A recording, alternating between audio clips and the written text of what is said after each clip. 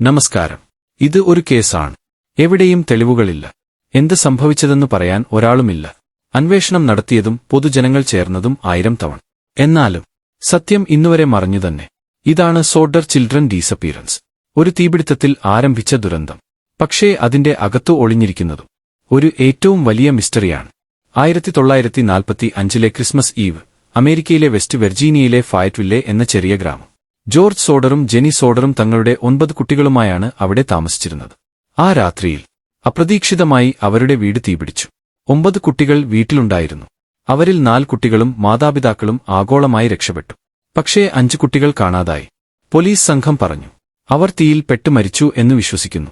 പക്ഷേ വീട്ടിന്റെ തകർത്ത അവശിഷ്ടങ്ങൾ പരിശോധിച്ചപ്പോഴും ഒരു ശരീരാവശിഷ്ടം പോലും കണ്ടില്ല.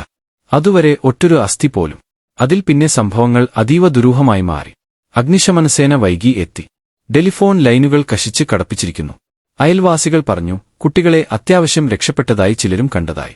ഇതൊക്കെയാണേൽ അവർ മരിച്ചിട്ടില്ലെങ്കിൽ എവിടെ പോയി ആ കുട്ടികൾ? ഒരിക്കൽ അമ്മക്ക് ഒരു ഫോൺ കോളാണ് ലഭിച്ചത്.